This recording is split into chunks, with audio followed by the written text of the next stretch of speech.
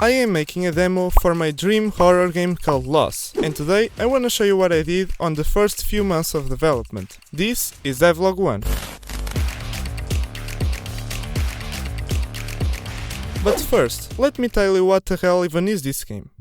Loss is a 3D, first-person, action, horror, puzzle and exploration game about a teenage boy trying to understand what happened to his family while fighting his own emotions along the way. Throughout the game, you'll be exploring a house, solving puzzles, gathering items, unlocking passageways, and fighting some very odd ghosts. I had this idea way back in April of last year, when I was making a game using Unity in 1 week for a challenge. I don't know why I thought I could do a game like this in a single week. I mean, that's just a little bit too ambitious. But yeah, that game sucked. The enemies were dumb, the graphics were terrible, it had a ton of weird glitches, and it was just an awful experience. So now I am doing it right. And here's the thing about horror games. After doing some research, I see that a lot of games, like Granny for example, are criticized for being walking simulators, where you're basically just exploring a house, gathering items, and there's no gameplay. I don't want this to happen in my game, so after giving it some thought, I decided to develop the gameplay into 3 important sections: action, puzzles, and exploration. This way, you'll always be doing something interesting. The action is heavily inspired by Luigi's Mansion 3, where you have to fight ghosts with a flashlight. I think you can see the similarities. The puzzles are inspired by Hello Neighbor 2, and the exploration, as well as the light horror, is inspired by Granny. That game doesn't have a ton of gameplay, but it's really fun to explore a big house like that. I guess it's a similar feeling to the first Hello Neighbor, but we'll come back to this later. For now, let me finally make sure you're all catched up on my progress. Going back to April, when I made the first prototype, that version was very simple. It basically just had a player movement, a bit of combat, and some interactions with the environment. Also, the house was... maybe it wasn't that bad. I imagine that Steve from Minecraft would love this house. But for us, it's definitely not good enough. And that's what I started with in August. The first week was all about making a better house in Blender. This was actually kinda fun to do. I drew the house's blueprints in Paint, imported it to Blender, and started building the walls. Then the doors, the windows, and finally the roof. This is the final result before adding materials. Pretty cool house. And this is after adding materials.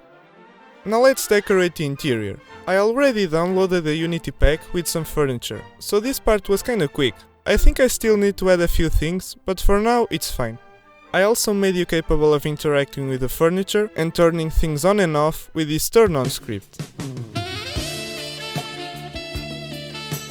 Nah, I'm joking, it just does this. Also, you will only be able to explore these 2 floors in the demo, cause the other ones will be exclusive to the full game. Where was I? Oh right, next I stopped working on the game, but it was for a good reason. I bought this Unity course online so that I can learn a few concepts a little better.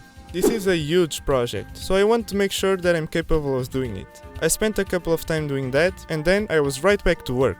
The next few days I fixed some bugs and redid most of the code, because oh god, it was just a mess. To be honest, I probably spent like half of the development time just with bug fixes. I'm not even joking. One of the hardest things to fix was this pickup controller script. Me. If I ever have to look at this again, I'll just give up and go work for McDonald's. Just look at this. I ended up changing the way you pick up items, because before you just had to be close to them and press E, but if 2 items were too close together, you couldn't really control which one you pick, so now you have to be looking at the item before grabbing it. Also, during a quick break, I went to my YouTube channel's analytics and found out that only 3% of you guys are actually subscribed. Wow, that's embarrassing. So smash that subscribe button. Come on, let's reach 1000%. Then I modeled a fortress in Blender that's made out of cardboard. I know this seems a little random, but you know, it's a unique decoration, so let me cook here. I also made these doors with locks, and you obviously have to find the key to unlock the corresponding door. At first I was struggling to make this, but I managed to fix everything. The animation of the keys actually turned out nice. It's simple but effective. Now I finally have a way to block certain rooms, and you can also pick up items and interact with the environment. So that means the exploration is done, at least for now. Next, I got inspired by Hello Neighbor 2 and decided to make some puzzles that you have to solve in each room. And just so you have a better idea of these types of puzzles, here's an example from that game. In the neighbor's house, there is a painting with a 3-letter code hidden behind it. You don't know the code yet, so you keep exploring. Then, in another room, you find a TV with only one channel called Nodes of Tanner, which weirdly enough has only 3 words. Then you remember, what if I put that on a code? So if you go back to the code and switch it to NOT, the 3 initials of those words, the secret room opens up and it gives you access to other important items. I want to make my puzzle similar to that. For example, on The Office, I added these red buttons that you have to find and click in order for something else to happen. This is not really a puzzle, the only challenge is finding all of the buttons, but you get the idea. For now, these aren't going to be anything complex, but I plan to make them harder towards the end of the game. I also made this cannon for the puzzle in the bedroom. You might say this was a canon event. So yeah, puzzles are done too. Now the only thing left is the action. I've been working on my first enemies and it's turning out great, but I'll save them for the next devlog, so keep an eye out for that.